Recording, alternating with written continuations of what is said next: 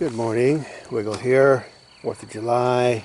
Yesterday we lost the battery on the camera, so I'm starting over today. First thing I want to do is show you what to do when Japanese beetles attack.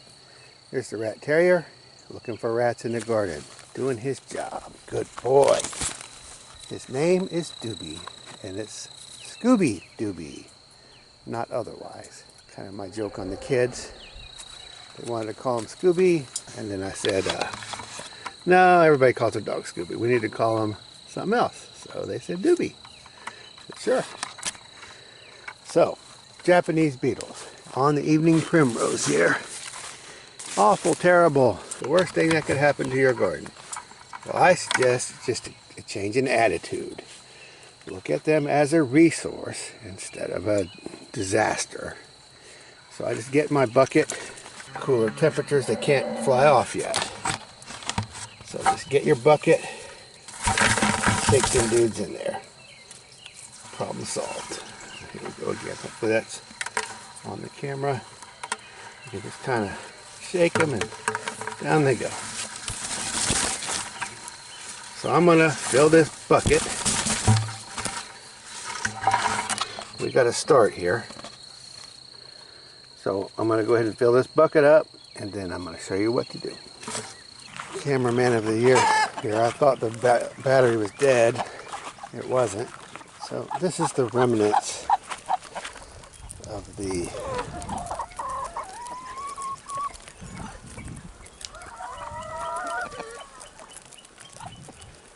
Japanese beetles. My peach trees are nothing but a smorgasbord, whatever the word is, for the Japanese beetle. So I picked it, and fruit was just totally covered with beetles, so I just plucked them off and threw them in the bucket. And, ending the pest cycle here. I interrupted their breakfast, I interrupted their mating in the garden, the Japanese beetles. Get out of here, cow, go on, get out, get. Cows coming after the peaches and scaring off the chickens. I don't want these beetles to get away. Anyway, I interrupted the life cycle of this mini, so they will not live to bring more. So tomorrow I'll catch more and continue the process every day. Can't get them all, but I can get the stuff that's pretty easy and quick to harvest and then bring it and feed. Look at it as a resource instead of the end of the world for your garden. These Japanese beetles are terrible though. So anyway, on with the day. I want to show you. I want to chase them in the other, trying to feed the chickens, and the cows are in here. Here, let me move the cows. Come here, cows.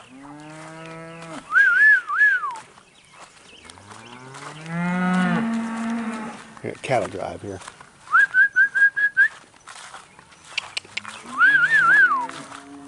I was going to move them anyway. I was leaving them on this short grass, which I was going to talk about, until they finish their hay. They finished most of that bale. There's still some in there. Maybe they'll finish it later today. No more hay till they really pick over that. So I'm bringing them over to a pasture, new paddock. I had busted in here the other day and already been on it. I chased them back out, but now I'm letting them. So I use grazing animals. I really don't use a lawnmower or weed eater. Even though I have started using a weed eater more than I ever have. For many years, I used to just not use a weed eater. So anyway, they're going to clean all this up for me. Hopefully they'll even take out a good deal of that spiny amaranth, at least the top. So once they come through here, I'll leave them out here for 2 days. It's already pretty short, but I'm just don't have much grass. So I'll make them stay out here and eat everything. And they mow it down pretty good because they don't get as much grazing as they'd like. But at any rate, I use the animals to control the grass because I just don't want to mow. So I pretty much put them everywhere on the land except in the garden.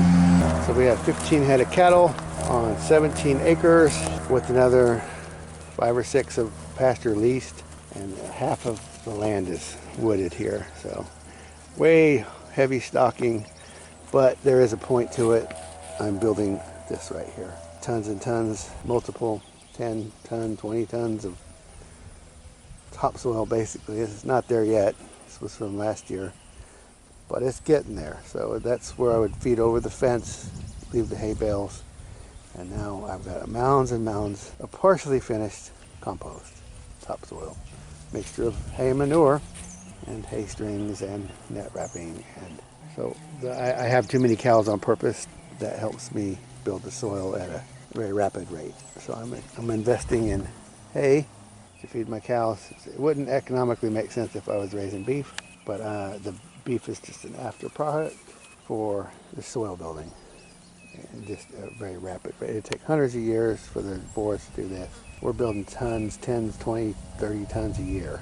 And it sounds like a lot, but it doesn't really go that far. When you start trying to garden on scale, it's just, you use a lot of your compost. Anyway, I'm going to show you my front paddock over there where I had been grazing them. Now that we got the cows out of the way, we can feed the chickens in peace. So again, I figured with the end of the world coming, chickens would be valuable and there would be a great market for them. I've always did okay at selling them. This year, let me tell you, there's nobody buying. Or there's people selling cheaper than me, or I don't know if the market's saturated. I am just not moving chickens like I was. I'm stuck with all these laying hens. So if you're in Virginia and you need some laying hens, let me know. Everything I got's under a year old.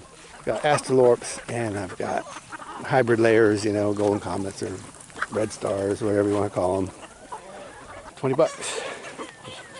Laying, less than a year old, got plenty of good life left of them. And if you think 20 bucks is too much, I don't know what to tell you.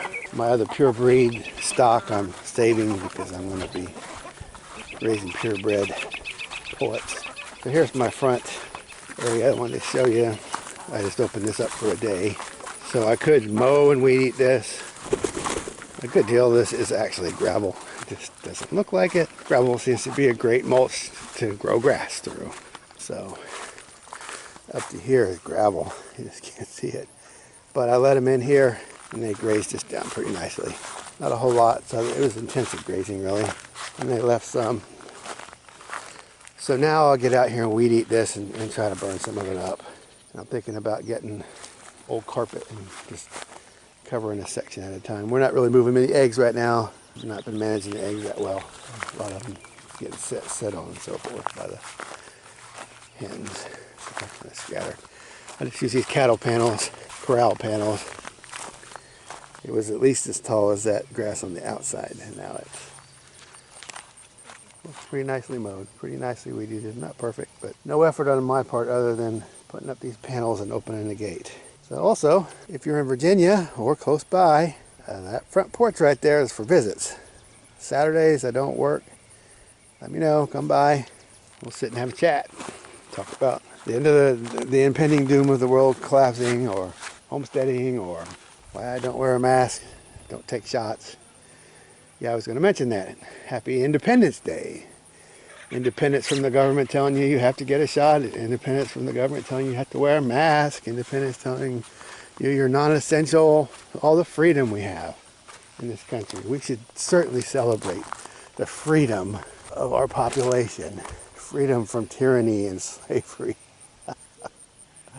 We can talk about that on the front porch too. I will show you some of my projects here in a minute.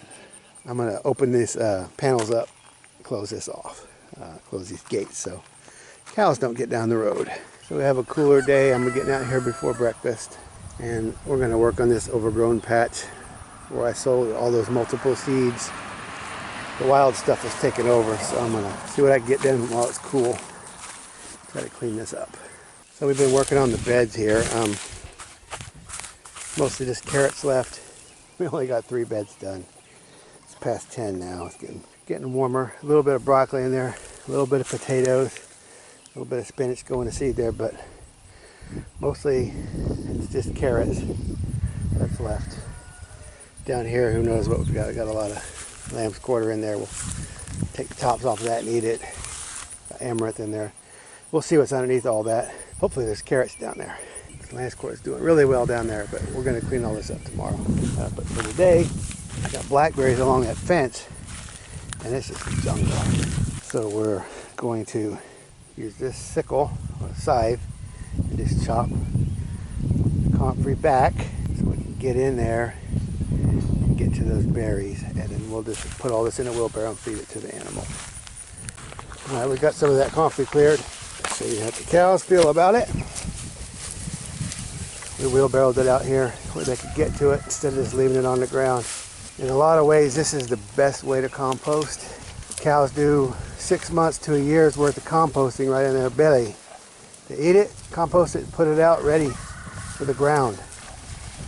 So you can do it the long way or you can do it the short way. If you have grazing animals, ruminants, this is the way to compost. Or this is a way to compost. I wouldn't say it's the only way, but this is the least trouble-free way. And the cows are just taking what they need out of it and passing the rest back, composted. So you're not losing anything to oxidation or anything like that, or the nutrients leaching away. It's all going right into the cow and it's coming right back onto the land, and cow patty sits there for a while, and that gives a different soil web of life, you know, the worms and the flies and everything.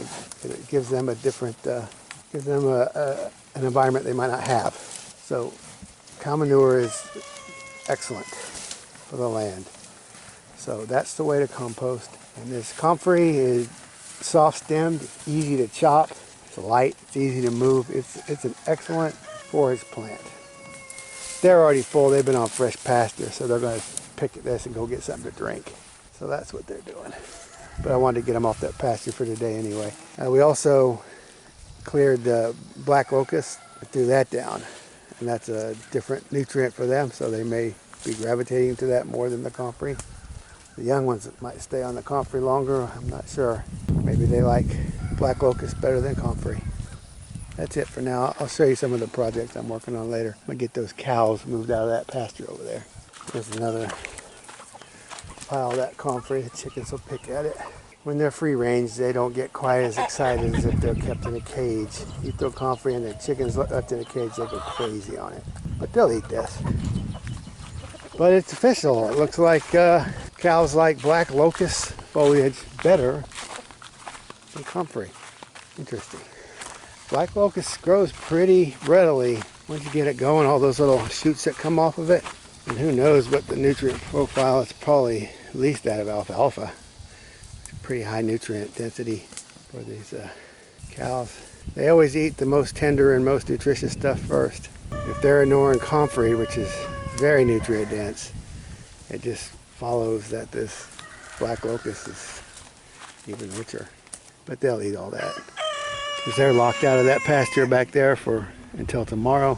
They got a little bit of hay on the ground. I'm gonna make them pick through that and finish it. And they need to eat the comfrey and all these trimmings. Then they can just graze around a little. And I'll let them back in that other other pasture in the morning.